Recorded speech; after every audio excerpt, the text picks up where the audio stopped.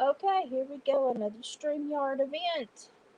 Mostly because I'm tired and I look like crap, but also because I wanted to give you all some of the statistics that I grabbed, and I didn't want to ignore you all for a night. It makes me feel better when I chat with you all. So it's one of those, it helps everybody. So let's just try to stay in a good pattern. I have got a setup here with my iPod on a swinging mic arm for me here. So I'm set up to spread some knowledge, and then we're going to have some talks, and we're going to talk about some real stuff because I'm getting real irritated with some stuff going on the internet. Hello, Lip Locked No More. How you doing, sweetie? Hello, Amy. Hello, Annette. You can tell that my voice is feeling better, but I'm here to tell you I'm so tired this evening. Hello, TDK. How are you doing? I have just, had the cornbread mafia just everywhere I go today in the last few days. The cornbread mafia, cornbread mafia. I'm really actually been craving a good pound of cornbread just because I've heard the cornbread mafia so much here lately. So I wanted to get some stats together, and I wanted to let you all know that well before anybody ever saw the cornbread mafia, there were things going on in Tennessee and the Knoxville region, in the Tri Cities region, and in the Valley. And there were things going on that you needed to know about. Hello, Denise. And a lot of people ignore these things. And I'm here to tell you, as a parent and an ex parole officer, ex law enforcement, and ex counselor, it's not going to be the gangs that you know that cause problems in your areas. It's going to be the gangs you don't know. And I'm fixing to rock y'all's world because there are well over 30 security threat groups noted within the Knoxville area. And that spans over toward North Carolina and obviously over toward Nashville. And there's that's kind of a territorial positioning right there. We have some gangs that are all the way from South America. We have some gangs that are all the way from Cuba. They find their way up here, and they settle down, and they make a home for themselves, and they go to work. That's why they're here. They go to work. You don't think they're here for the views, do you? The good people, the good hearts, and the good souls? No, they're here to go to work.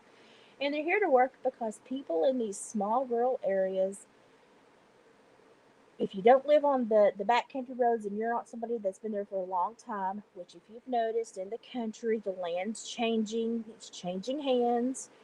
The families that own farms for hundreds of years, it's changing land, it's changing hands. People don't have the histories that they once had, and so that deep foundational knowledge of who is who belongs to what family is from where, and who you can and cannot trust is not as deep as it used to be. And they're taking full advantage of that. And I know that for a fact because they're doing that in my area too. There has been an entirely huge land grab in my area in the last 2 years. And let me tell you, some of the people that have moved in, we have looked at them and said, you need to move right back out, because they wish to bring in a lot of crap with them. And yep, lip lock, you've seen it. You know what's going on. But if you look at the last, 5-10 years in the Knoxville crime stats, um, you can kind of see what's been going on. And I made mention of that last night, and I said I'd be back with some stats. And so I did I pulled some research just so y'all would have a reference so that y'all wouldn't think I was pulling stuff out of my behind, which sometimes I think y'all think I am. Um, but I looked at, and these were instant dates up to 2020. These were the number of crimes. Okay, murder. I'm blind. Let me zoom this in. 600 and something. Manslaughter 33, vehicular manslaughter 16. Get this, kidnapping, abduction 2051. Well, that was jump. I mean, we only we only kill less than 1,000 people a year, but we abduct 2,051. Forcible rape, 2,247. Wow. Forcible fondling, 2,305. Now, also, you have to also remember this is a college town. And that is another reason why it is taken advantage of. Young people that do not understand the world they live in, they can be taken advantage of by people that can manipulate them. So everybody needs to be aware of this. Stat rapes, 414. Incest, 41. Incest is rather low, so people that thought we were just an incestuous area, it's rather low. Still too much for my, for my liking, but still, it's lower than most. Get this. Aggravated assaults, 37,888. Intimidation, 24,360. Stalking, 1,603. And about 26,000 burglaries. And destruction, vandalism, about 48,000. Now that's just in the Knoxville area. And that's through 2020. Now I did actually look, let's see, I pulled up some other stuff. Bear with me as I go through all of my notes because I have taken a nap since then.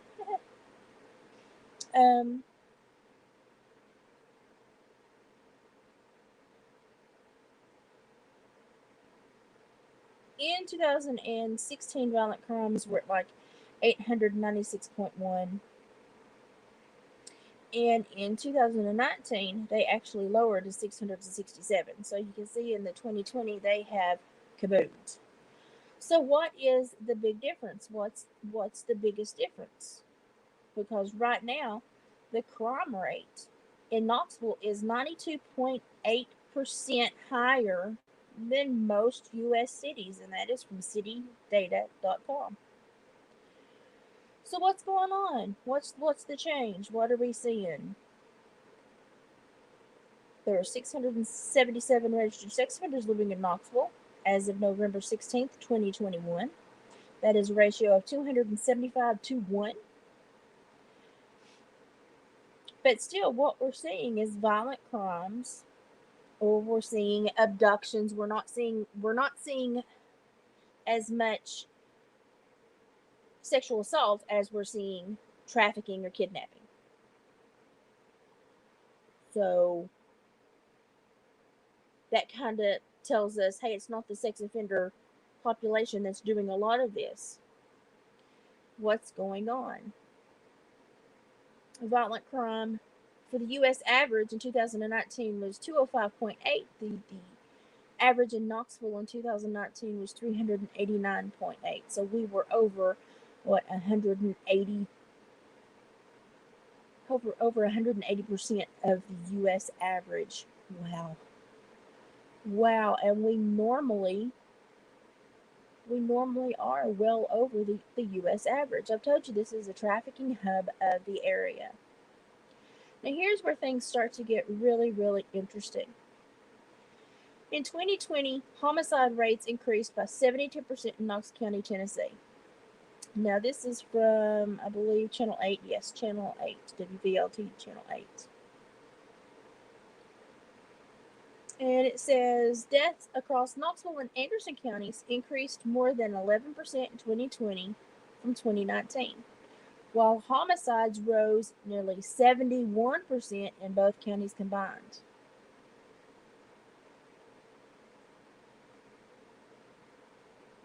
Gun-related deaths increased by 62%.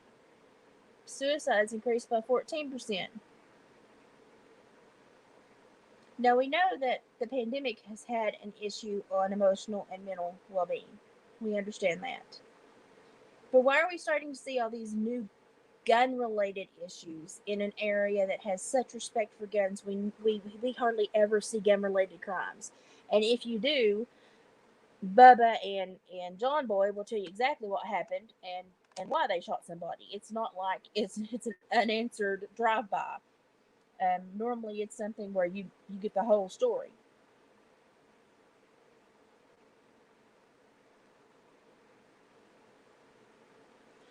Also, from WVLT, and this is from May, my birthday, May 24th of this year, Knoxville has had more deadly shootings per capita than Chicago this year. A 37, no, that's per capita. A 37-year-old woman died this weekend, was the 21st fatal shooting victim in Knoxville so far this year, and that was just in May of this year. They say that the data shows that this is nearly double the number shot and killed at the same time in 2020. The surge of violence has led some 10 news viewers to ask how our city stacks up compared to the other areas across the country. Knoxville is rapidly becoming one of the most dangerous cities to live in. Why?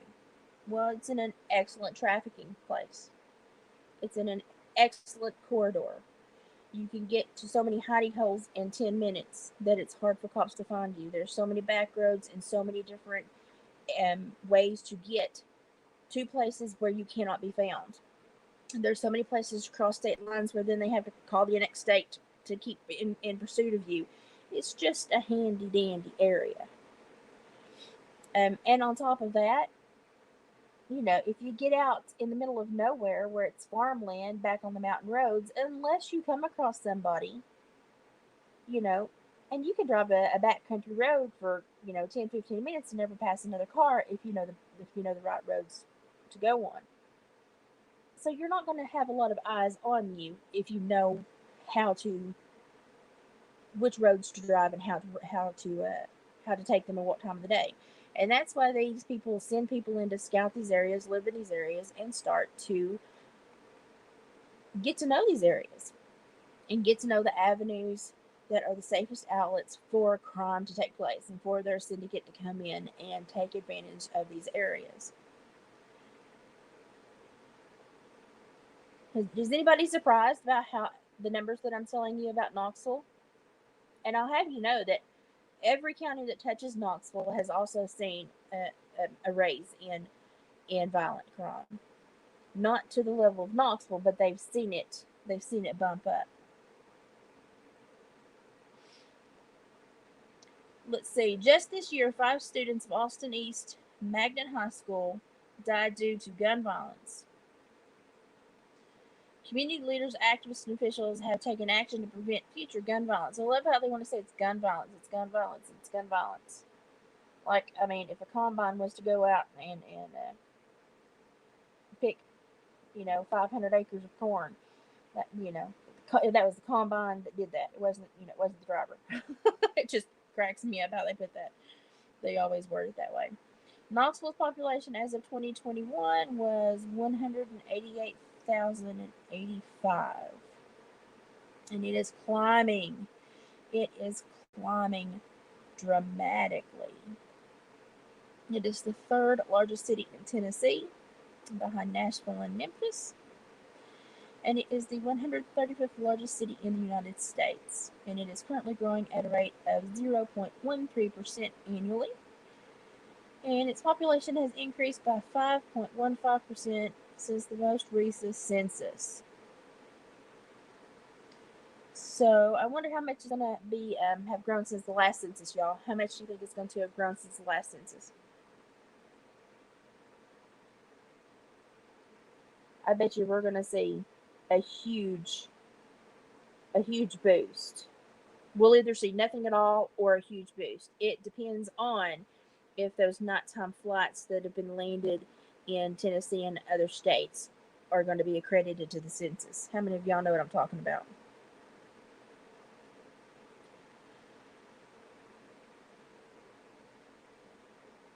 Knoxville still has a poverty rate of 25%.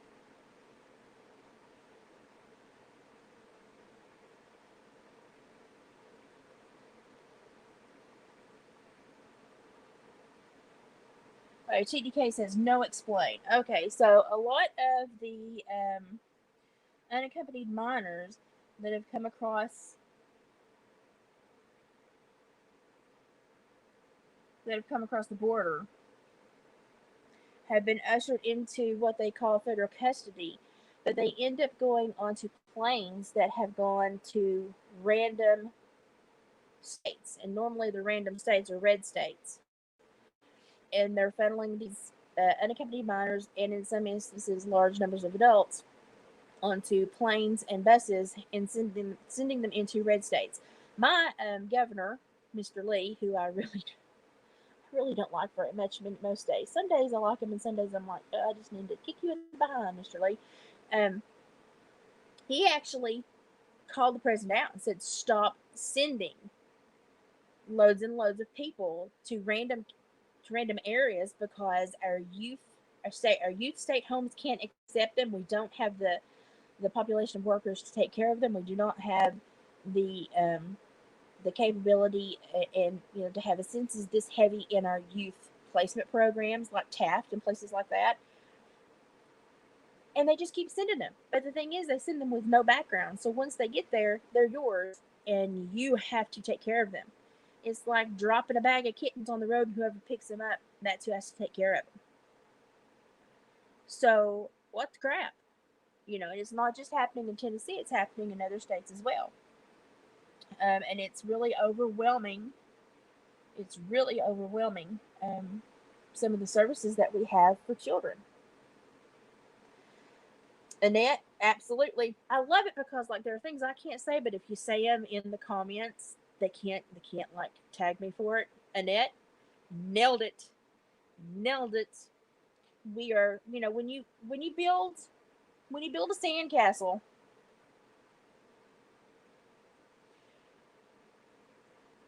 and you're in a sandcastle building competition, and the guy next to you is using cement, is that fair? Is that fair, or is he's got an advantage, right? He's got an advantage. So these building these states this way is an advantage. That is something that we need to talk about. It's not that I care for immigration at all. I don't care if you want to come here legally and you need a better life and you want to be part of this nation. That's great. But what concerns me is we are building our Lego nation,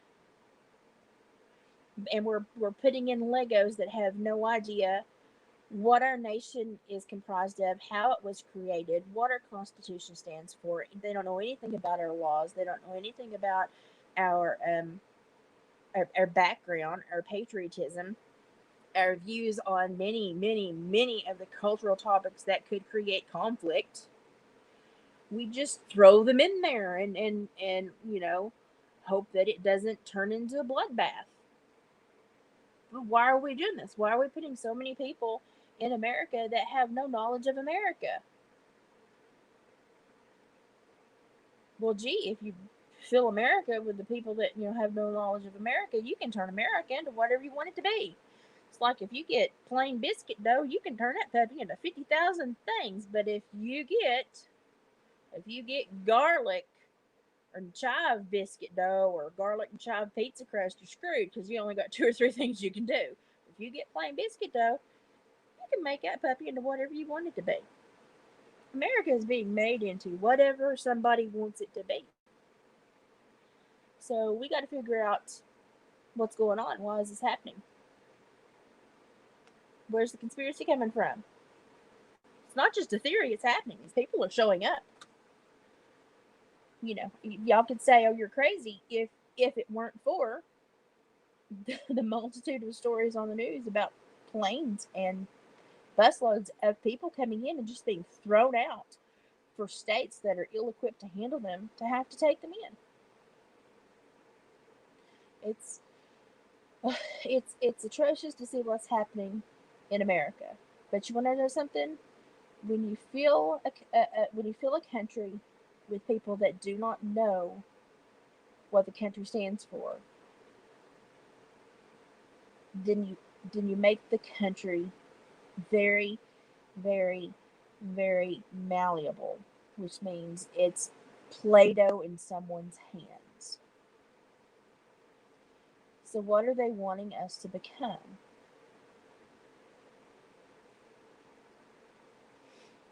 Country Christian says she did a live about this, about the flood that happened here in the school consolidation. That is another big issue that's got a federal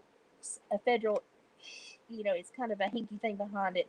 If you go to Country Christian's page, she's been following this huge Army Corps of Engineer funding that they're wanting to put into this area in Virginia because of flooding.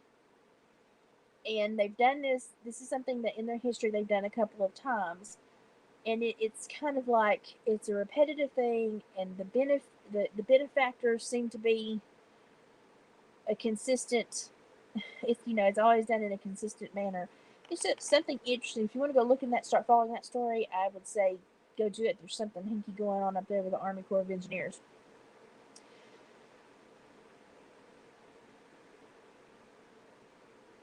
Angela says she agrees and she lives in East Tennessee. Angela, I live in right in the middle of East and Middle Tennessee on the plateau, and I tell you what, I welcome anyone into my area. If you come here with a good heart and with good intentions, you're welcome to be here. I love to see my area grow. I love to see people bring in new ideas, new backgrounds, new cultures, new things that we can celebrate. I like for the kids here that are somewhat closed minded to learn new things. At the same time, I want them to respect the foundation that they walked into, because that's why they chose this place. Because of the way that the people have shaped it, it was something that they could walk into and they knew that they would be accepted. And then if you change that, then what have you done? Why did you do that? That's what's needed. We need these good places where people can be welcomed. But we also need the good places that have the rules that say if you come in and you bring 3 or 4 families and you bring, 5, 10 juveniles, those juveniles are going to behave. They're not going to start crap. We're not going to tolerate uh, families that bring in certain types of violence. Um, we, my area hates taggers. There's so many ways to express yourself. You know, rattle can painters just, it's just, you don't do anything for me. You cause people a lot of grief. And about the only place that you will see taggers in this area is on the trains that go through the area, and because we are people that are like, we won't tolerate that. We want none of that. That will not happen. And we go down, we came down pretty hard on the juveniles to do that. But we also are a community that engage our juveniles. We have a lot of programs for them. We have a lot of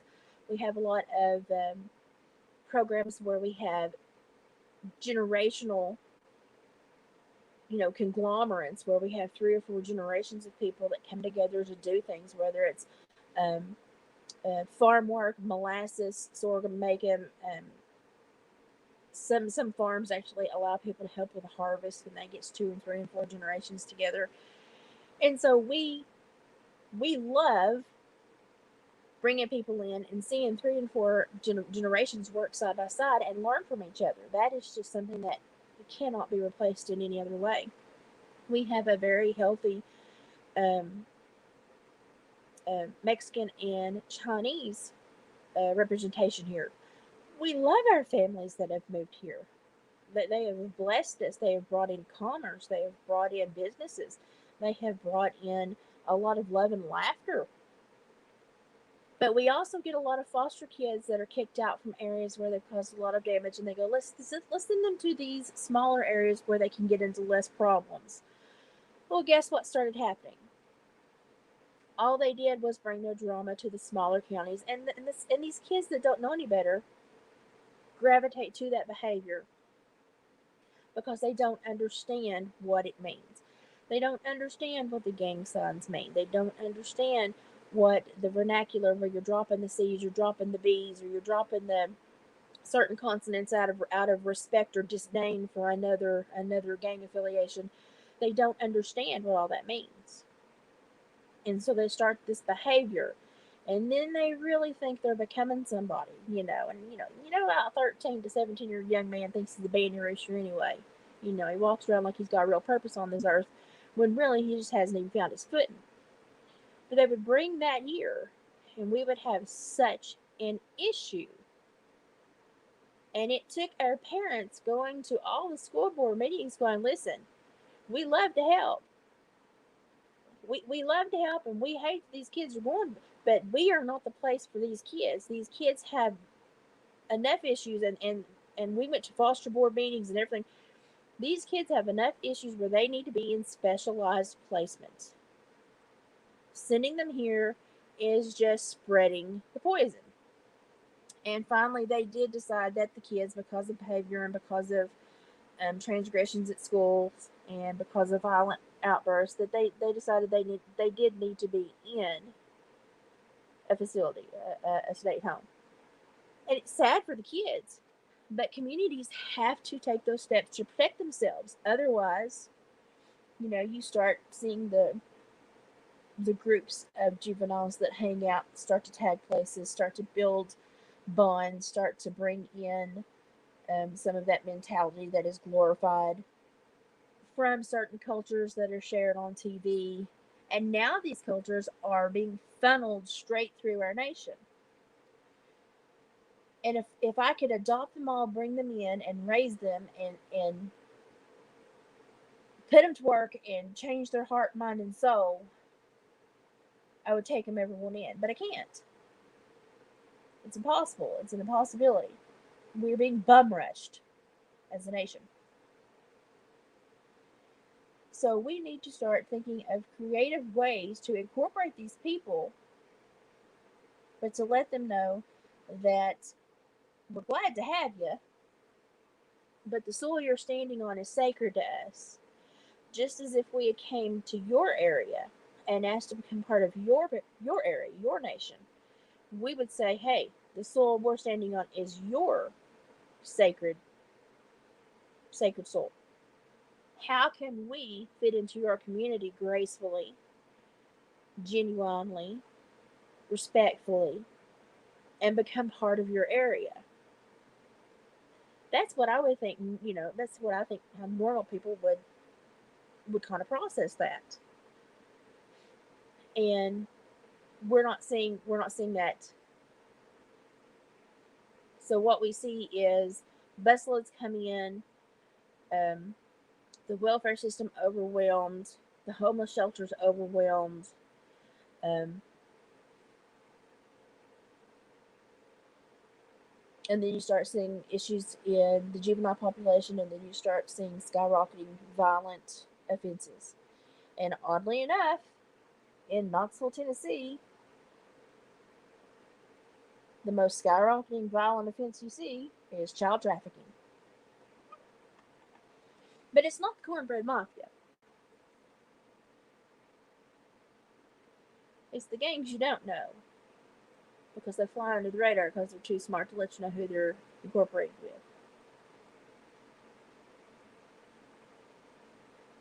And many of them, because they are so secretive, many of them that have had many members in prison, TDOC doesn't even know. They can't monitor and get enough word of mouth information to verify that they are a member. So while we could probably identify 30 gangs, TDOC may only have 17 actual security threat groups that they can verify. But we know we've got 30 plus gangs represented in the Tennessee area. And people think that we're such a safe place and that we should be shocked at all this child trafficking. But then I show them, I tell you that this has been going on for years and the numbers keep growing, and oh no, certainly not. We're safe. Well, pay attention. Educate yourself. If you're going to live here, know where you are. When I was young and I wanted to try out my hands on new property, I would buy every map in the world, and then I'd buy me a topo map, a topography map, because every map in the world is great, but then topography maps will show you where the hills and hollers are and where you will lose your dogs or have to leave them. And I got to where I could read every back road, every bluff, every ravine, every creek crossing, every river crossing, and I knew the land. And I knew when I was driving those roads, if a new house popped up, a new cabin popped up, too much traffic was there, I knew something was going on. But we don't have people that pay that much attention to the area anymore.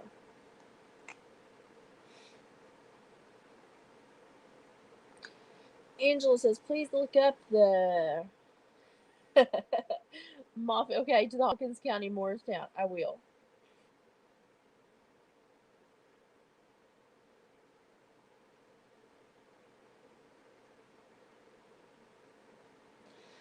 Let's see, Dusty Blue talking to Annette.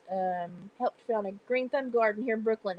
That's like where everybody in the neighborhood gets together to garden, and then they share the harvest. Correct? You just can't. You can't replace that kind of education for kids. You just can't. You can't replace the knowledge that they get from those old souls.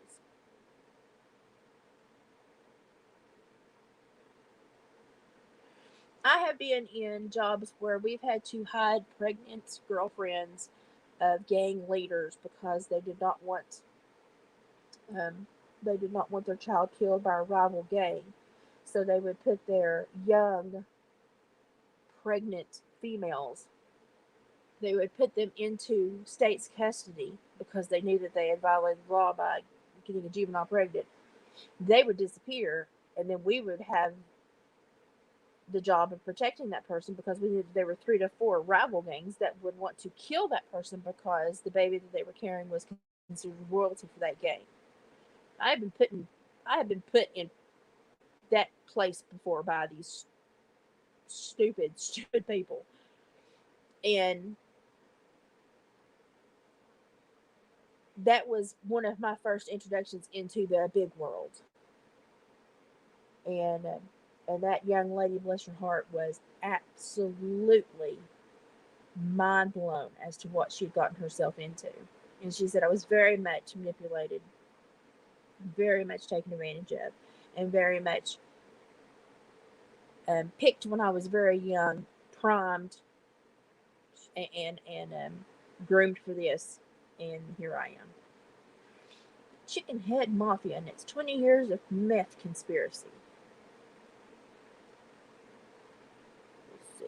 Greenville. I've got family in Greenville. Jeffrey Brian Willis, also known as Fro, 27 Fro, 27 of Greenville, was sentenced by U.S. District Judge R. Leon Jordan after a plea agreement, which Wills admitted that he sold varying quantities of meth in June and December 2015 to an individual cooperating on behalf of law enforcement with CI. Ooh, a criminal informant. Um,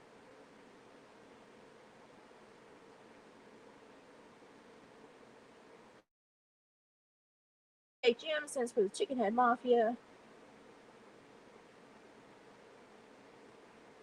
Mostly sticks around the Del Rio, Mooresburg area, apparently down through Greenville. I've got family down there, so I may ask some questions, see what kind of problems they cause. I didn't wander that far east in my law enforcement work. But I will say that with what you'll find with gangs in our smaller areas is they're very territorial, but they have very small territories that they monitor and that they maintain. And they don't own big swaths of area like they would down south or something, like down in South America.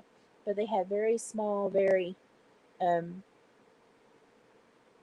prominent territory lines that are not crossed, and they own that area.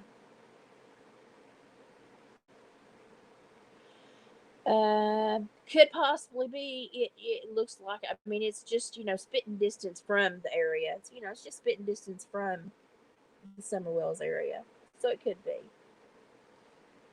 You know, they could be traveling over trying to spread out or something. You never can tell. Um, Most of their stuff that is prominent is from 2015 through 2017. I'd say they're probably have taken a lay down, a quiet spell for the last little bit. The last one seems like he netted 22 years in prison. So they may have cleaned out the majority of their big wigs. And they may be having to kind of restock. It sounded really bad. I have to restock the shelves. Um,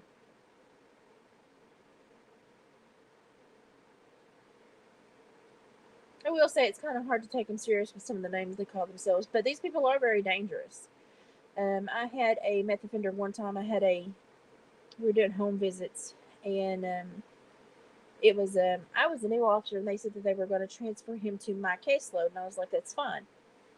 And the young male officer, whose father was actually warden of Brushy Mountain at the time, he said, I'll go with you for the first home visit. I've been there before. And I said, okay. And as we pulled up at that home, I said, we ain't getting out here. And he said, yeah, we are. We go to a home visit. I said, we ain't getting out here. He said, why not? And I said, he's cooking meth. He said, he ain't cooking meth here. He ain't got enough room to cook meth. I said, buddy, you got a pot to pee in, you can cook meth. I said, he's cooking meth. I ain't getting out here. Um, he had it where he was backed up to a bluff. His property was backed up to a bluff, and so if you got to the backyard and you went beyond the back shed, you literally would just fall like 150 feet straight down. He had dogs tied to the on either side of the house to where you had a very small area to walk. And I said, oh, no, you're crazy. You're a moron. He's like, put your bulletproof vest and we've got to do this visit. I radioed in and I told the freaking sheriff's department where we were. I was like, this is bad. He's going to force me to do this. This is bad. So we get in. As soon as the guy opens the back shed, I grabbed the bulletproof vest of the male officers with me. And I said, there, you've seen him. Let's go. I said, we need out of here. By that time, he got a big enough whiff. He said, okay, let's leave. He said, I've seen you just doing a home visit. Good to see you. Tie these dogs so they can't get to me, please. I appreciate that next time. See ya. Going on down the road. And the guy waved. We got back to the car and got a couple miles down the road. And I said, he's got a big batch brewing. And I said, you need to call Danny in. He said, yeah, something went right there. I said, he's cooking meth. He said, how can you tell? I said, I worked broiler houses for the majority of my life. I said, broiler house ammonia sticks in your nose. I said, if you ever had to work a broiler house and you get through the pin feather era, I said, that scent sticks in that same area of your nose. If anybody's worked broiler houses, you know how it sticks in your nose, that scent. Meth sticks there, but also slides right back and burns and has a sweet tang to it. And you can tell somebody's cooking meth. And after years of being law enforcement, I could smell it. It stuck just right there in my nose. And sure enough, we called the sheriff's department. Next morning, came in. He had been arrested and had been sent to Sewanee, Georgia, on federal charges. And he had actually he had attempted to have a shootout with the officers that picked him up. And I looked at that young man that I'd went there, and I said, "Your daddy may be a warden," and I said, "You may be all that, And I said, "But when somebody has knowledge and says don't go there," I said, "Listen to him." And he said, "I'm sorry." He said, I didn't." "I didn't think you." I said, "I'm not stupid." I said, I know I'm not a man, and you think I was not raised like you." And I didn't tell him that I was raised with Herman Davis, which was the warden of Smoky Mountain during the James Earl Ray times back then. I was raised with that man. I said, but when somebody has a little bit of knowledge, I said, at least think about it. At least throw him a bone and say, I will consider your knowledge. That boy never questioned me ever again after that. Ever again.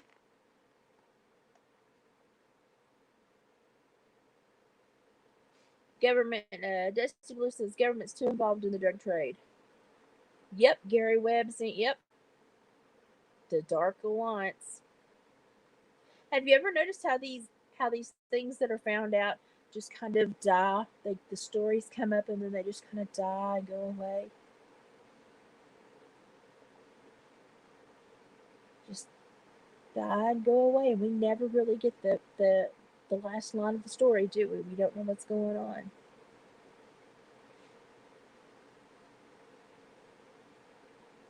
And I'm kind of like, inquiring minds want to know. I'm like Paul Harvey. I want the rest of the story. Annette said, "Is the dumbing down of America?" Absolutely. Absolutely. What, used to put your kids in school when they were 6, then it started at 5, then they wanted them pre-K at 3, now they want both parents working and they want them in daycare by the time they're 6 weeks old. You can't be a family anymore. Not if you want to be able to feed your kids and live in any kind of society that they deem is appropriate. And if you don't have two parents working, if you don't have a new car, if you don't wear the right clothes, if you don't live in the right neighborhood, you're demeaned and you're berated, and you're you're said to be an outcast in society, and you're slum. But I bet you've got way more goodness in your soul from what your mom and daddy taught you because they was home, somebody was home teaching you that. We've got to become parents again. We've got to become a nation that raises our own again. We've got to become a nation that cares how our children are molded, that cares what our children see. And I'm not against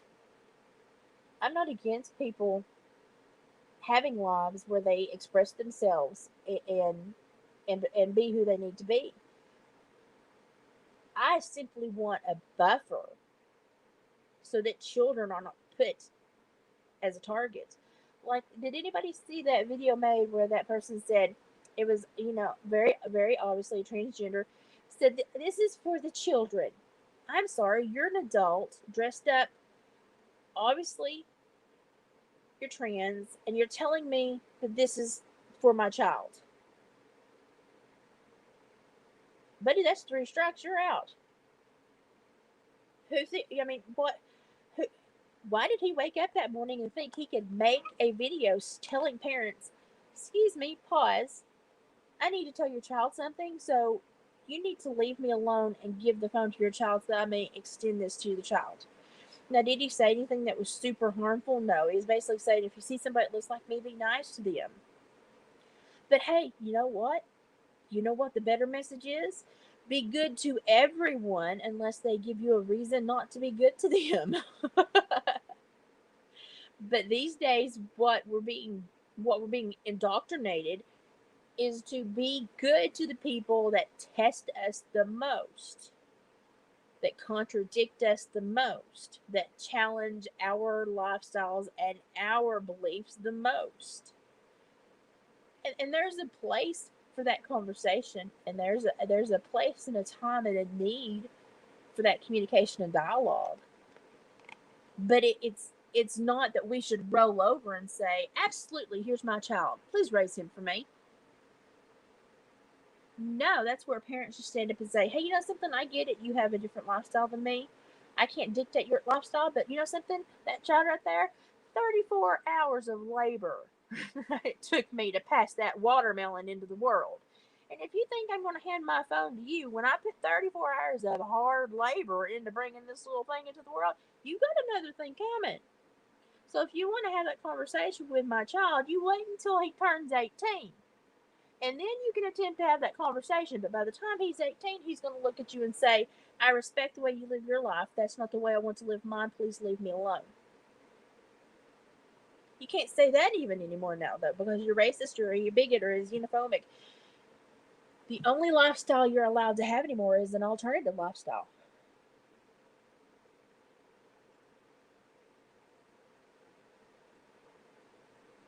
And so we people that live terribly normal, boring lives, we are now threats.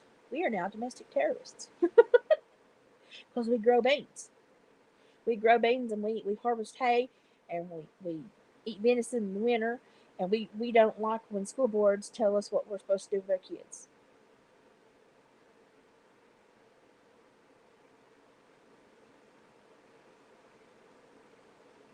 But you can march down Main Street naked with wang dangs and everything else stuck on your body, and you're just expressing yourself. But you try to raise a child and put a limit on what a PTA advisor can say or do to your child, and you're a terrorist. I ain't never in my life. People say, "Oh, you're getting riled up." You should get riled up about this. I got 41 hours combined labor to bring my babies into this world. What kind of world do you want them to live in? I'm sorry, I spent 41 hours bringing them into this world. I'm not going to let it tank. It doesn't mean I have to be hateful. It doesn't mean I have to disgrace anyone. It means I should be able to get up and say what I need to say without being called all these names.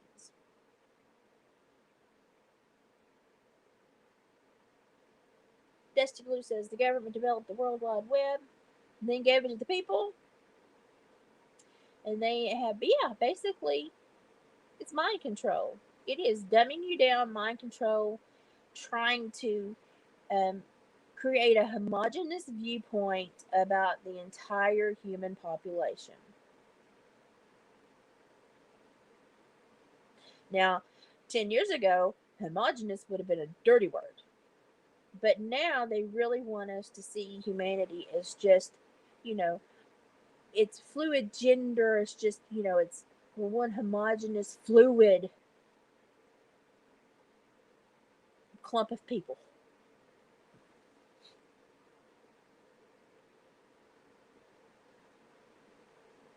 Oh, well, thank you, Priscilla. He's bragging to my husband about me. My kids are good. I was blessed with good kids.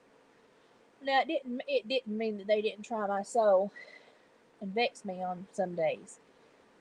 And there were some days I could give them a look that'd make them wet down both legs because they knew they done ticked me off. Raising kids is hard work, y'all. But I raised my kids with the intent to know that, the world's growing, the world's changing, and you have to change with it. But you can hang on to the good things from the past too. And I think that's where I think that's the best thing I did for my kids. And my son has watched all these newfangled people come in with these bucket trucks and these new filler benchers and these new.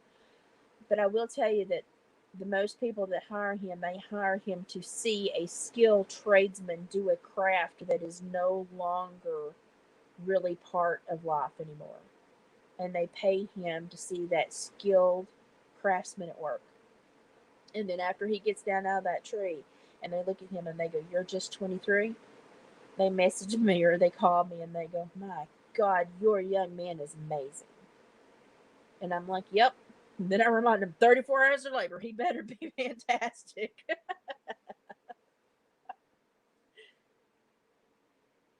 But I'm blessed with good kids. Now my daughter, she's beautiful, gorgeous. She's mean as a striped snake. And I made her mean as a striped snake because she's beautiful and gorgeous. So I got in trouble when she was in seventh grade because I taught her. Well, you teach your kids weak spots. You teach I taught her how to break a wrist. I taught her how to punch. Um, I taught her certain nerve grabs that would topple people. But she was so little, I felt I needed to show her and tell her how to take care of herself. And she came home from like third or fourth grade, probably fourth grade, I think. She came home covered in sawdust for 4 or 5 days. And she kept telling me that so and so had pushed her down on the playground. I said, that was not nice. I said, you need to have a talk with that person and say, this, I don't appreciate this. And she's like, I've had a talk. She came home 3 days to talk. And the third day she said, Mom, I'm done talking. And I said, well, honey, I said, you're going to have to stand up and either say this ain't going to fly or, I said, whatever happens, you're going to have to handle the repercussions. She said, I know. I got called the next day and I went to school. She didn't have any sawdust on her, but the poor little boy sitting next to her was covered. And I said, what happened? And they said, she grabbed his shoulder, pushed his arm straight up, and he dropped. And then he's covered with sawdust. I said, yes. I said, she pinched that nerve that runs down his neck. Well, why would you show her that? I said, well, why would I not show my daughter how to defend herself? I said, that little kid right there sent her home 4 days covered in sawdust. I said, I'm happy to see she's clean. I said, I have to buy clothes too. And the other mother looked at me and she said, well, I don't like this very much. I said, ma'am, let me tell you some hard truth. I said, that little boy right there is about 9 years old right now. I said, about 3 or 4 more years, I said, this ain't going to be cute because when he puts his hand on a little girl, it's going to have a different meaning. I said, so you might want to be glad he ran across a little girl that showed him it ain't always going to work out in his favor. I said, because if you don't get a handle on him, I said, he'll be bigger than you in a heartbeat. And I said, you're going to have problems. And that mother kind of looked at me and we talked for a minute. I said, I'm not trying to be hateful. I said, I'm trying to show you this. And the principal looked at her and he's like, she has a good background. You need to listen to her. And I talked to that mom and I talked to that mom. And that little boy knew I had his number, and I was at school a lot, so he knew I'm watching you, you know. He turned out to be one of the finest young men, all because he knew somebody was going to, you know, somebody was going to keep an eye on him, and he was not going to be allowed to get away with that crap. Kids desire structure. They love it. They seek it out. It's like dogs. If you see a wolf pack that's weak, that doesn't have a good leader, they will starve. They will die. They can't hunt. They can't function. They can't build good bonds. But if they've got a good, strong leader, they will thrive. Kids are the same way. That's why parents are so important. Parents are so important. And I can't get enough people to understand this. Parents are so important. And it's not always about being mean to them. It's not always about, rules and the focus on maintaining the rules. It's about communication and how you choose to speak to them and how you choose to share that information and how you choose to incorporate the rules and the communication, the dialogue, and the information. It takes a well-rounded approach, because rules alone, they don't make any sense. But if you can explain why the rule makes sense, then they'll start to think. And then when they start to think, then they'll start to ask questions, and then you can have your dialogue. And that's how you reach children.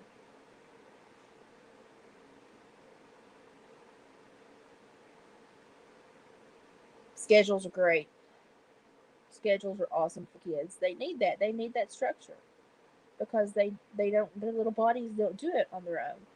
And their little bodies, bless their heart, you know how a toddler would literally lean against the walls and meander to not, because they know if they sit down or get still they'll fall asleep. They will absolutely go against what the body's telling them, because they are so new to the world, they don't understand it, and they don't understand the signals their body is giving them. Their little brains are forming, but they don't understand it's not all coming together.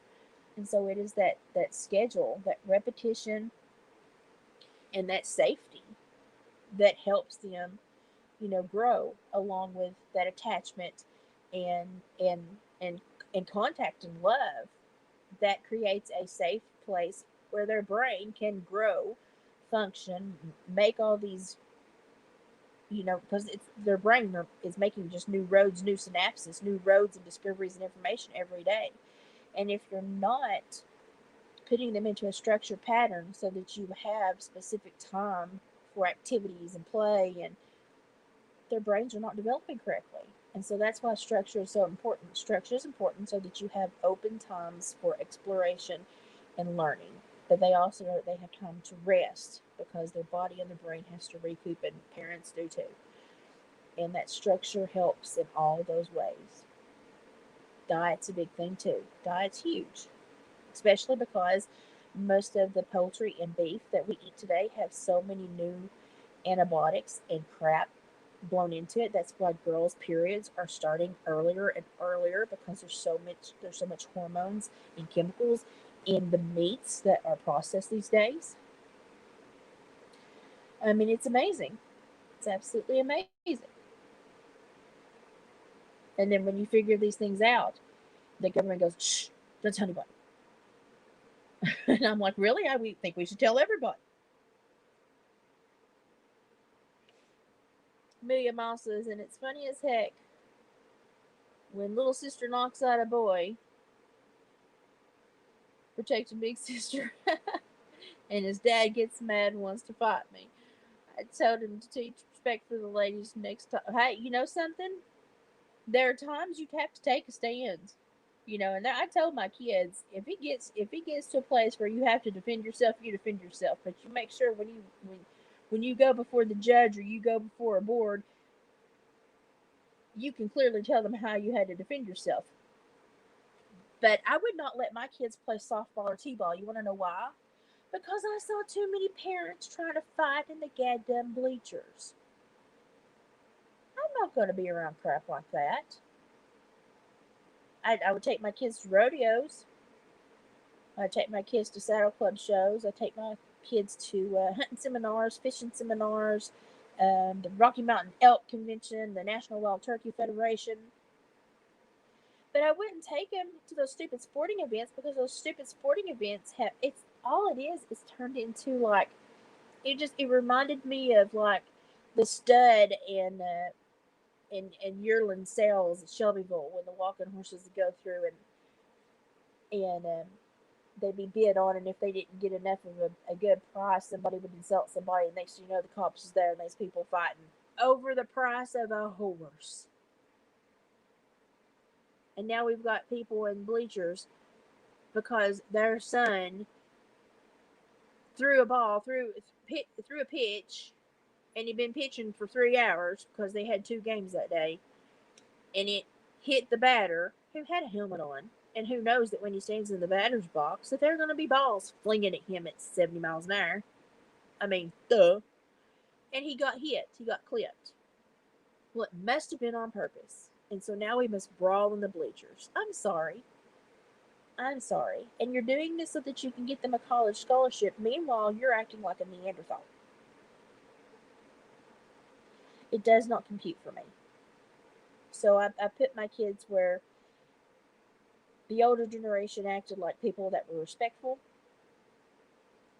So that's why I took them to ropings, rodeos, took them to saddle club shows, hunting and fishing conventions, National Wild Turkey, stuff like that. We would go to TWRA stuff that they would put on at the state parks and stuff.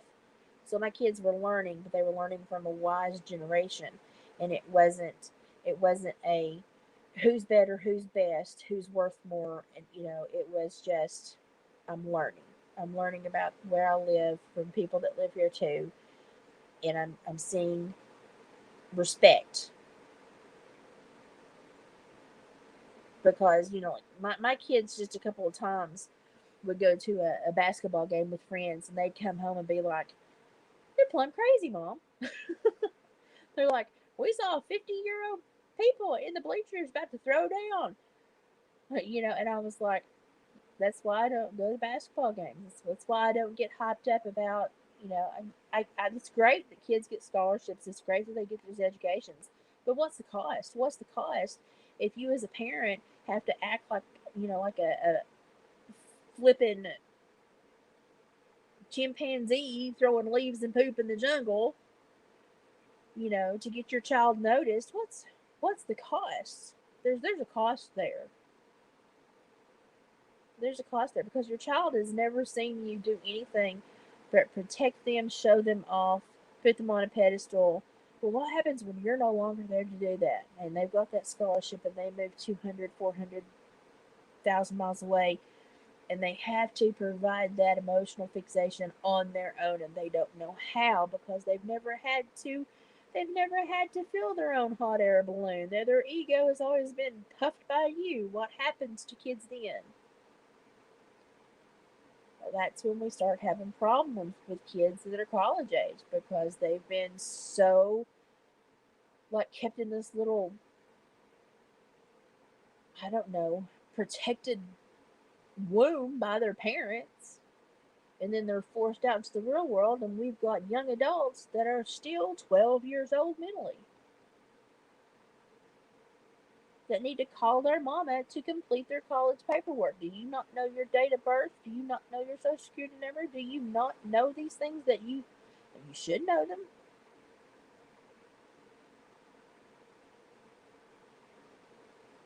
That we're failing. We're failing. We're failing as a country, but the reason we're failing as a country is because the family is falling apart, and we've allowed the family to be dismantled. And now that the family is dismantled, and basically every state is a welfare state, now we're ushering in just new blank slates, putting them in as many places as we can, because as long as they get the welfare and they get the money from the government, they will do what the government says. So for all intents and purposes, the family in America is it's on its deathbed. It's on its deathbed because it is not useful. It is not useful to our government. It is not. Well, it's not that it's useful. It's not. It doesn't concede to the government. Let me tell you something. To whatever government agency may be listening to me, you spend 34 hours pushing a watermelon into the world, you'll be a little protective of it too. That's why parents, you were the last line of defense for this nation. And I don't want to see anything bad happen to this world. I don't want to see anything bad happen to people.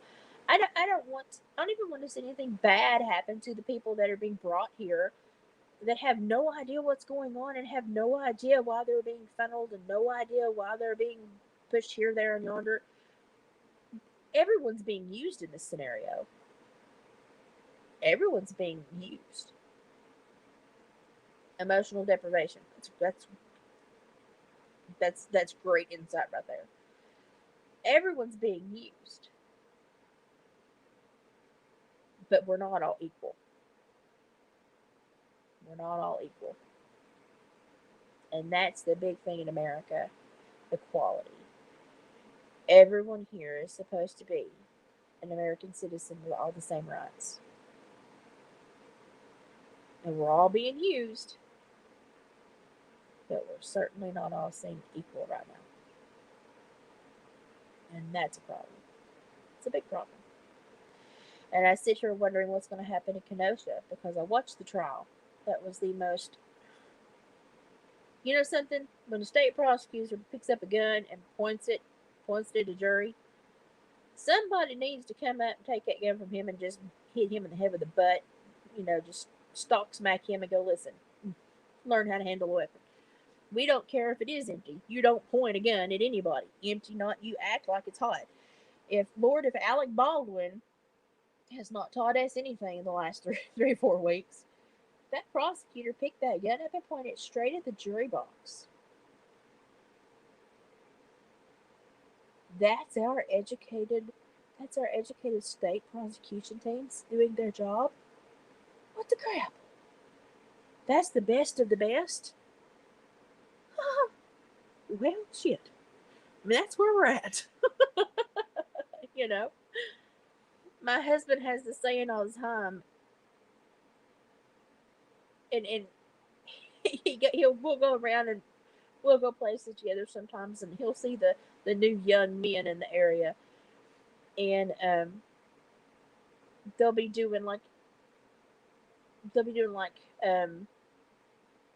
like lumberjack things, or like at these like National Turkey Federation or the elk, they'll have like little games and stuff, and I'll be like, should I play? And he's like, no, I don't want to have to explain why my wife's more of a man than most of the men here.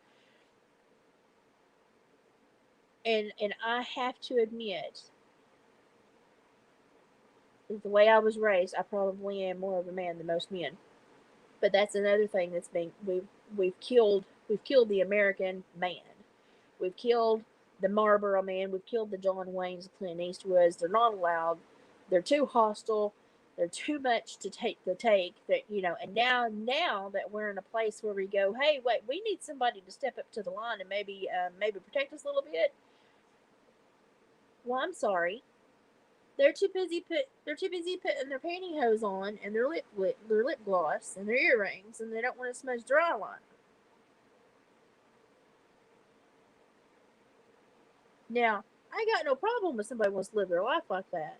But at some point, when you were called to protect your nation, if the first thought in your mind is, oh dear, I'm going to put a runner in my pantyhose, we are foobarred.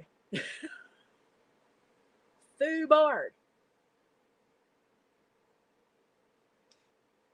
We're going to be missing those John Waynes and Clint Eastwoods. My favorite movie growing up was the one that Robert Redford played in, Jeremiah Johnson. The man that wanted to disappear into the backcountry and become a trapper and just disappear from the world because he couldn't stand what he was seeing going on in the world with the wars. And I understand that movie more and more every day. Every day.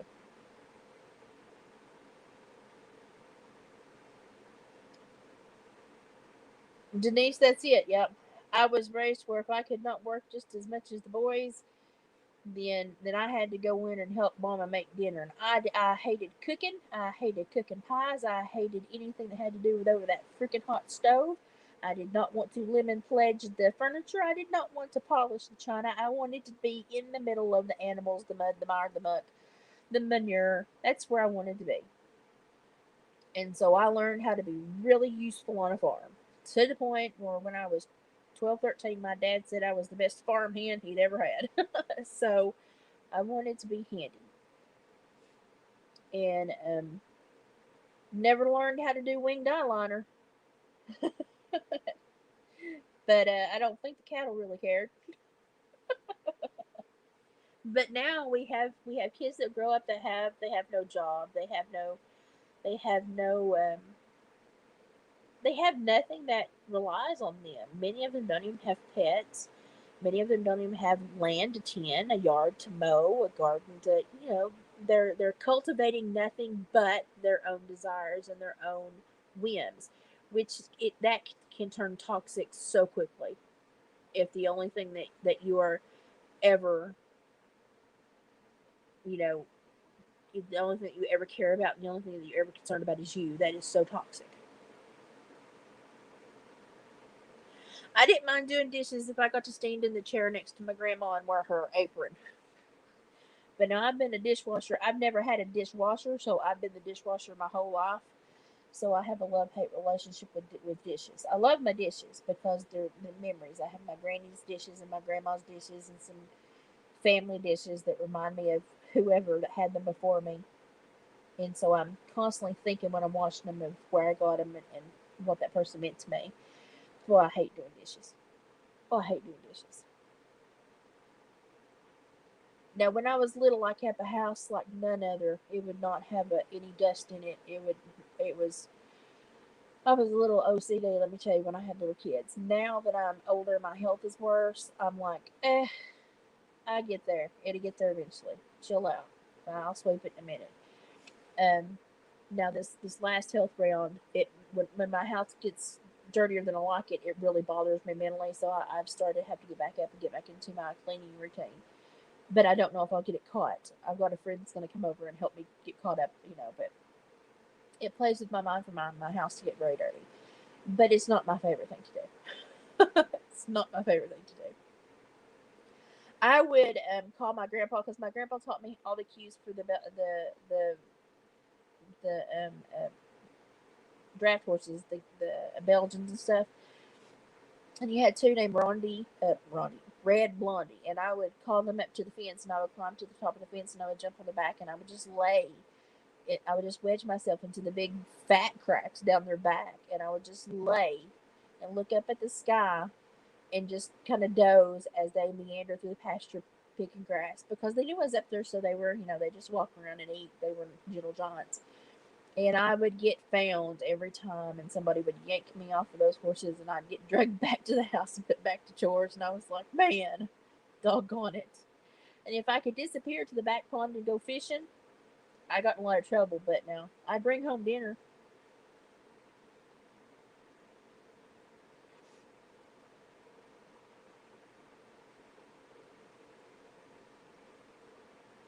I don't know if I could do a cafeteria job dishwashing. Oh my gosh.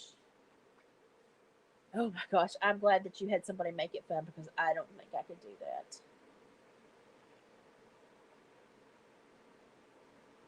This is something that I am dead on agreement with. When my kid was, oh gosh, Lane was 8 or 9. He had a 40-foot rig and it was a stick shift, and he had to learn how to pull it and maneuver through the hay field so that all the adults could actually pick up the hay because we needed all the adults to pick up the hay because there was so much hay. And so we taught my little child, and that seat in that truck was pushed all the way up, and he had to hug the steering wheel to be able to work the clutch. But that's how he learned how to drive, and he learned how to drive a tractor. And to this day, he can drive anything.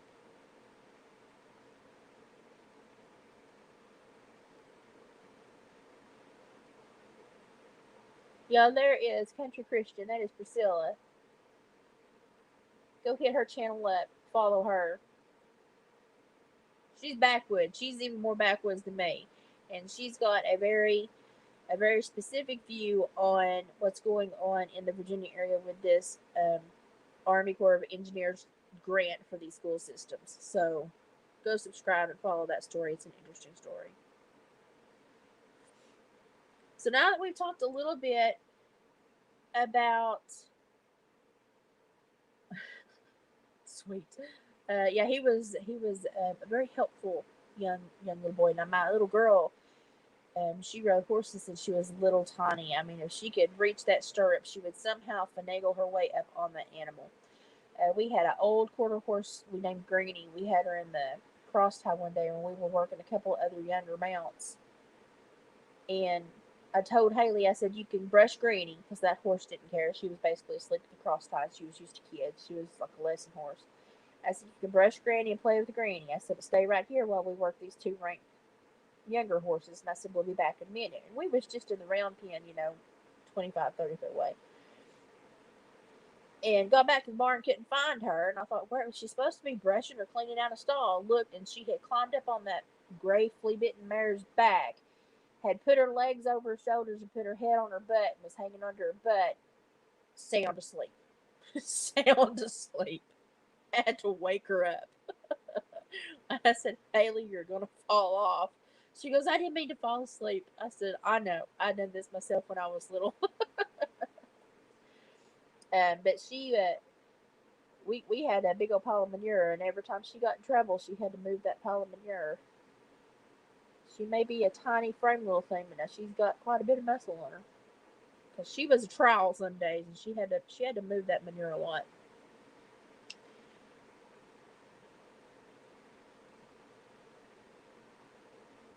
So, is there anyone else that lives? I'm going to look more into the Greenville stuff this evening, but is there anyone else that lives in the Knoxville pocket that has seen anything else that they would like for me to look into?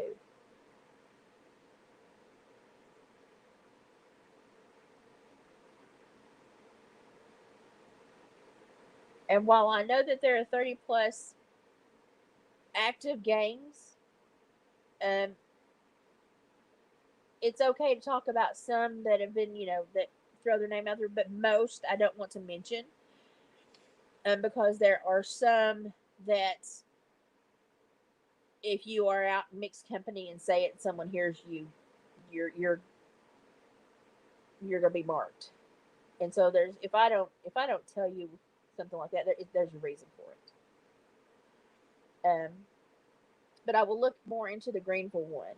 These good old boy networks. Sometimes the stuff that they create, they generate. It's just kind of funny. It's good amusement sometimes. But is there anything else that y'all would like for me to look into? Isn't it funny that Knoxville's average crime rates go from like 41 to 600, but when you go to child trafficking, it goes above 22 to 2,500. Is that not amazing? Did anybody else think the numbers were that huge? Had anybody else paid attention to that?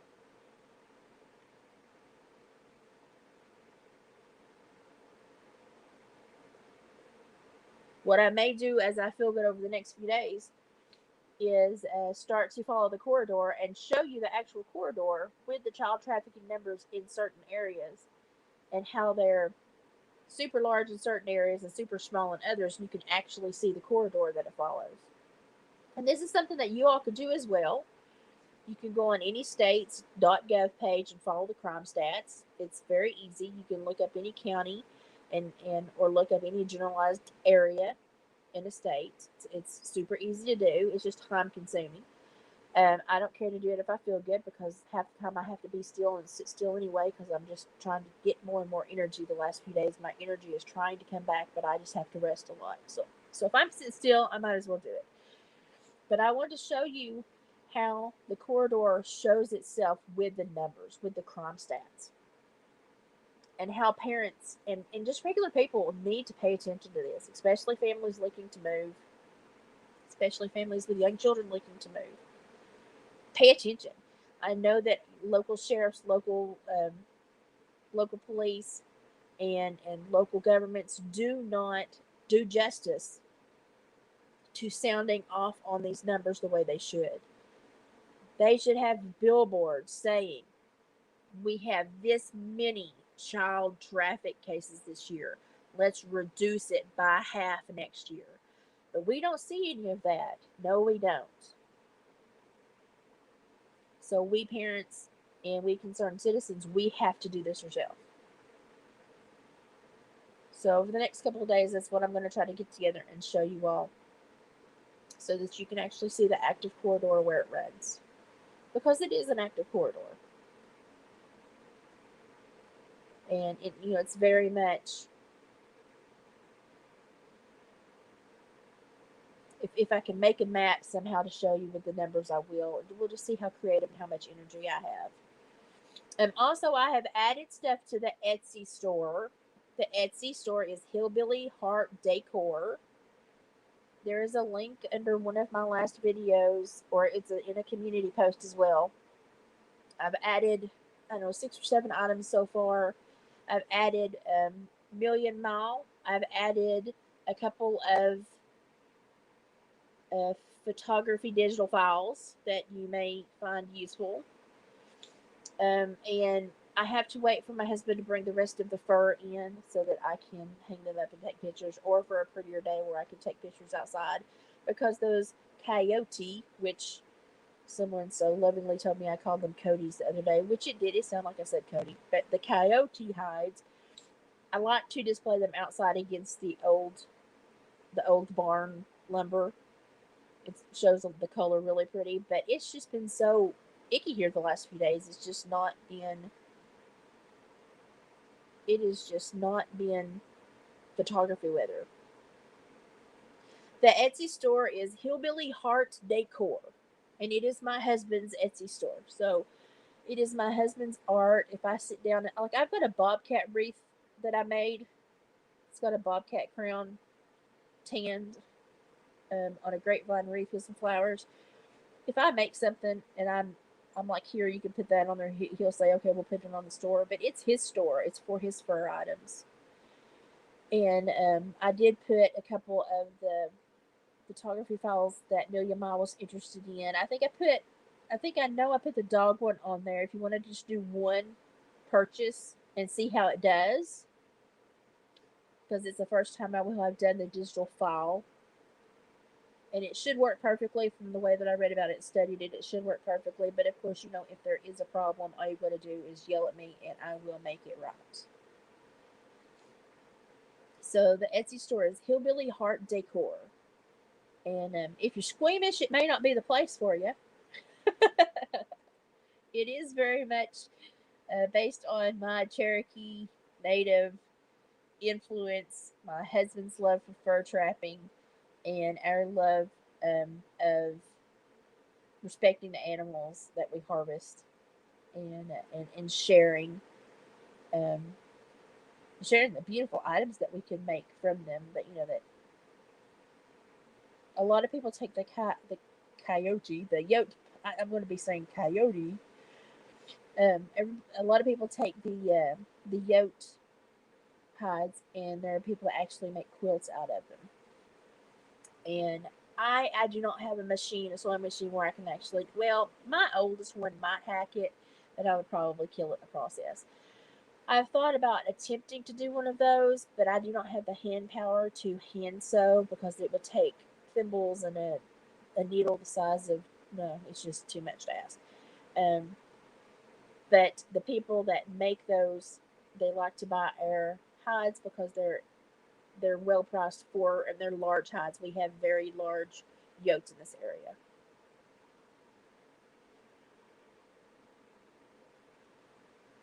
So go check that out. And over the next 2 weeks, there will be a lot more posted. I've got a lot of beaver pelts to post. We have some larger items. I have a laced raccoon that is gorgeous, but it's going to be a booger to ship. So we're waiting till I feel better, and my doctor says I can drive myself again, because basically I'm a 5-year-old that can't do anything for themselves right now because of the vertigo. But as I get to feeling better and can do more of the shipping, then the bigger items will be posted. Um, but we've got a lot more fur. I've also gotten some smaller, just some tails on keychains. I've got some skulls that have been mounted onto wooden frames. They've been bull bleached, um, and the teeth glued in. They're clean, and I like to display them in my house to conversation pieces. So if you're interested, next week I'm going to be trying to get a lot of those on, possibly this weekend. By the weekend, we'll see how much energy I have. But I used to actually, here's something, when my husband used to trap, I used to boil out the entire animal, sift through, get all the bones out, clean them, bleach them, send them to a biology professor up in the Northeast, and he would have his classes put them back together. And that was like one of their final exams. They all had to do it as a class together to put it back together. And he always bought from me because I only would ever miss like 2 or 3 small, tiny little like knuckle bones. He was like, "You're amazing." He's like, "You get everything." He's like, "You don't miss any bones." So I did stuff like that even when I was working full time because red fox on the roadkill, not worth anything, but skin it, boil it down, get the bones out, clean it, bleach it, take it to send it to a biology teacher. The TWRA guy hated me when you have to come and tag stuff I had to mail. Give me a science tag. Mail it to the Northeast where a biology group could benefit from an otherwise animal that would have laid there and rot and not been useful for anything. And so that animal got put back together and now lives in a huge college in the Northeast, and is used for a lot of the biology classes. So I do weird stuff, but I think in my own little way, I'm trying to respect the animal and salvage what I can and use every part of it possible. So I am beginning to feel better. I'm just Causey came home yesterday, and boy, he's a handful. So I'm still, it wears me out, but I love him. But boy, he's a handful. Um, they're looking at possibly saying that I had Meniere's disease in my ears. I don't know exactly. We'll learn more about that over the next few weeks, but yeah, it's eternal now. That's the way I think about it. That fox, is serving a huge purpose and being looked at every day and teaching so many that would otherwise have no idea what a fox skeleton looks like, how intricate they are. And they're so delicate. Their skeletons are so delicate and so well put together. And you see the master's hand in the creation when you start looking at these animals in reverse. You see, I don't know, it's just a miracle. To me, it's just a miracle. But I am winding down, so I'm going to have to shut up. I just wanted to make sure I came on and shared those stats and had a nice little chit chat and kind of, I watch Lip Lock a lot, and she's so fearless, and she's spot on. And she today said the same thing that I am concerned about, because I said from the get go, when Don Wells was talking about shooting a gun, I was like, why in the heck does Don Wells have a gun? He's a convicted felon.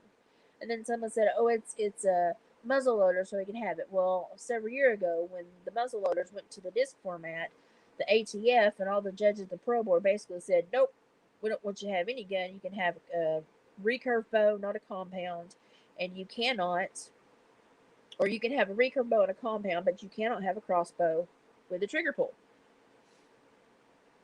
And so when Lip Lock did her video today, I was like, preach it, sister. Why is this person getting away with so much? Why is this person getting away with so much? So Lip Locked has been my hero for the day. Lip Locked no more. I adore her. She's fearless. And she has questions. And by golly, she wants them answered. And I think that as a community, we should all stand up and say, we deserve these answers. So she's been somebody that fired me up today, and I thought, I've got to get those stats together. I've got to share this. I want people to know the truth, and those are the true numbers. In Knoxville, sex trafficking crimes and sexual offense crimes are always over the 2,000 to 2,500 mark when everything else stays around the 600 mark. So you're 4 to 5 times more likely to be trafficked in Knoxville than you are to be murdered. And that's a fact. So now you all know the stats, and you can go on any state's .gov website and look these statistics up. I urge everybody to do that, and I urge you to go to the Tennessee Bureau of Investigation TBI page and look up all the sex offenders in your area, know where they live, know who they are, know what they did. Don't harass them, don't do any, but just be aware. Just be aware. And if we start to slowly take back our communities and say, hey, we're aware, we're watching, we're alive, we're paying attention, we are no longer sleeping, then maybe some of this shift that we're feeling will stop because they know that they have poked the wrong bear.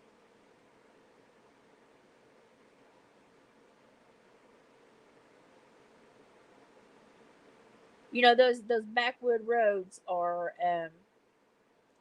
there are more bad things that happen on dead end roads back in mountains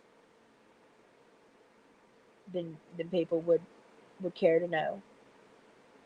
And as an officer, I've had to go and walk sites to do PSIs and stuff.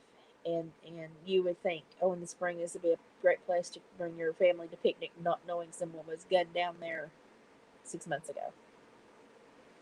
So you've got to become more aware of your area. You've got to pay attention. You've got to look at your police reports in the newspaper. And when you see jumps in numbers, you've got to read those stories that come out about misdemeanor and criminal court. Know what's going on, know who's committing the crimes, know a little bit about the crime. And if you have more questions, go to the clerk's office and ask for the paperwork that is public information, and they'll give it to you. But we've got to start paying more attention to who is in our areas, what they're doing, how our crime stats are changing and augmenting and growing, and how they're growing and why they're growing, how our police are responding. And then we've got to be more aware of how we can stand up and say, we recognize this, and we recognize this is something that needs to stop, and we want it to stop. And in many areas, if you just create an awareness, a lot of people that are there to just start trouble that thought it was a sleepy town that they could get away in, if you just create an awareness and start to have vigils and or even just hold signs outside of court on days that they're prosecuting certain people, a lot of times that will deter the people that thought that they could just come in and take over a certain area, with the territorial issues. But America is somewhere where it's built on it's built on everybody being able to belong, and I believe in that. I believe that America is, if people have the heart to want to come here to have the American dream, and they want to do it the legal way, please come. We welcome you. We want you here. That's what we want. But right now, America has become a blank slate. And we need to make sure that we rewrite what America is before anyone else writes the new chapter. So we need to be standing up and writing. We need to be writing on the wall saying, this is America. We've turned this into a blank page, but we're going to take over, we're going to write on this page. Because we're not going to allow anyone else to write on it.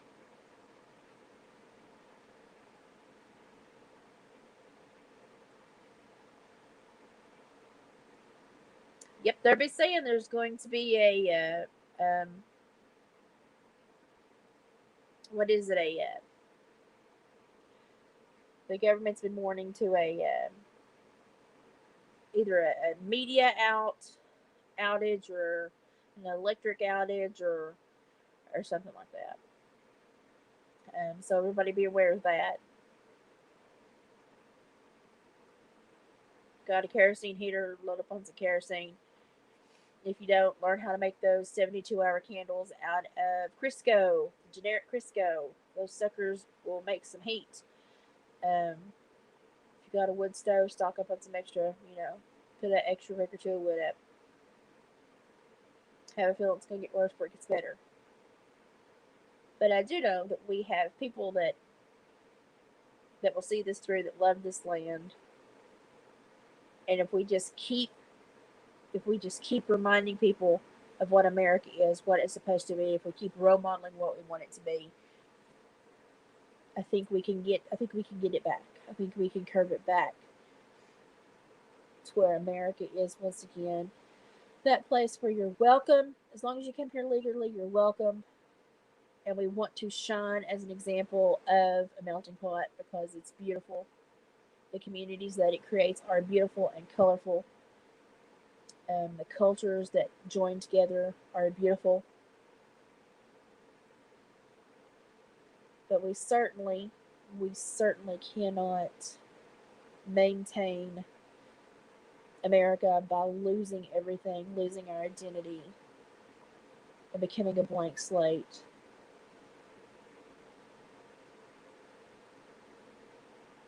Because if you have nothing to embrace, you will embrace nothing, and then our country will become nothing. Crisco and clay pots, and you can get those long, I call them fancy dinner candles. What are they? Taper candles. Stick one of those in there if you don't want to put a wick in. Stick one of those down the middle. Them suckers will burn for 72 days. The big ones, and they put off a lot of heat. And if nobody has ever read those, we have a lot of ice storms here, so we have hurricane lamps, but we learn a lot of quick ways to heat the house up too.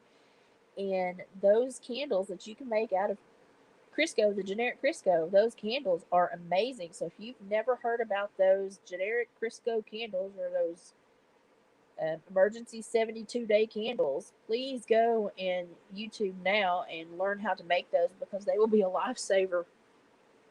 They will be an absolute lifesaver. I guess I kind of live a prepper life because it's just the way I was raised. You put up your garden, you put everything up, and we have so many ice storms and snowstorms here that we just, I don't know, we kind of can isolate and take care of ourselves. It's just normal. So it's just life here, I guess. I don't know. I guess I'm a little different. And my mom and dad that live down in the mountain on the cattle farm are even more prepared than me. But that's where I learned everything.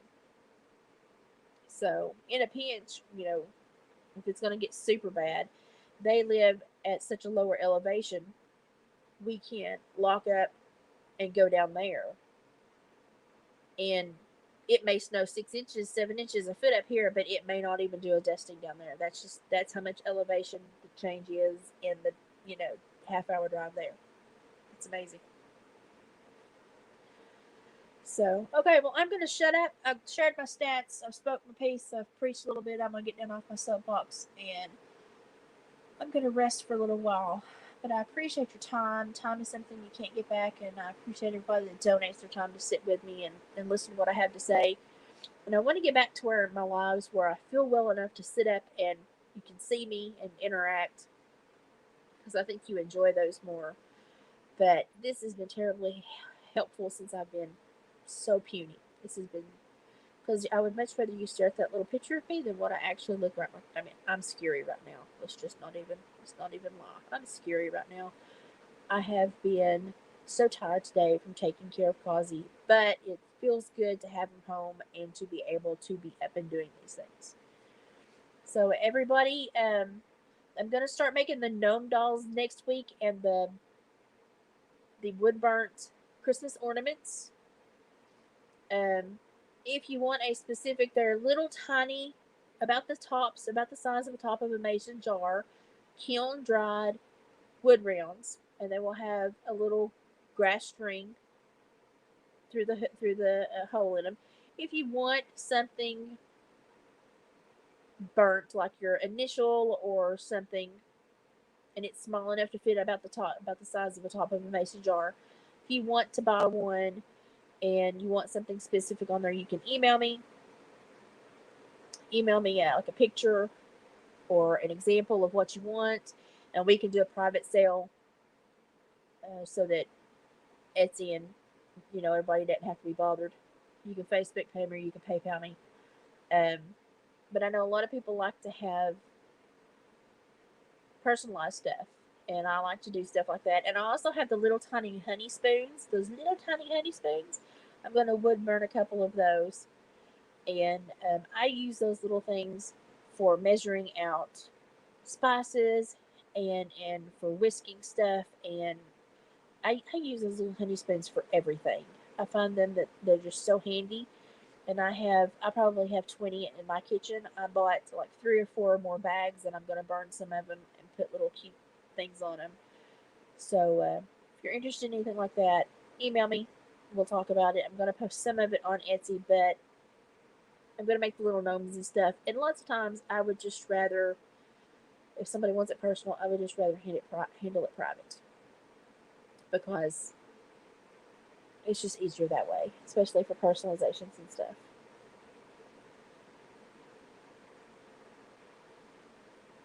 Now, Priscilla, you know that you're going to end up with a box coming your way for you. Just don't have to worry about that. You don't have to worry about that. You know you'll have something coming your way. Don't worry about that. Country Christian, she has become one of my BFFs that checks on me daily, and if y'all don't know, we've become quite close friends. So between Country Christian and Million Mile and Denise and Dusty Blue's been with us for a while. I mean, there's been so many of you all that have been with me now for a while, that if I don't talk to or see on a at least a couple times a week, I feel like I've not seen my family. So I appreciate all your time. I appreciate you spending your evenings with me. I appreciate everybody going and running the Etsy store. Just share the link, share it to somebody that you think may want to buy something. We really need to move the fur, because trapping season is upon us again. And oh my gosh, my house is too small to store all this stuff. And he will have to store it all in my house to empty out the fur shed to start, all the dirty business again of the tanning process. And y'all, my house is too small to store all these coyote and raccoon and possum and bobcat pelts. So share the link to the Etsy store to anybody that you think may want to buy anything. I appreciate it. And I'm going to go and get me a snack and rest, and check the weather and check on my husband and let him know that I'm still kicking, because I know he worries about me when I get quiet. So I appreciate your time. Check your stats in your area. Check your crimes. Check your physical crimes, your assaultive crimes. Then check your trafficking and your sexual assaults. Look for indiscretions. Look for major differences in the numbers. Educate yourself. Become aware. That's how you become a better American. Everybody, have a blessed night. Take care of yourself. Good energy, good vibes to everybody in their family, and I'll see you tomorrow. Bye.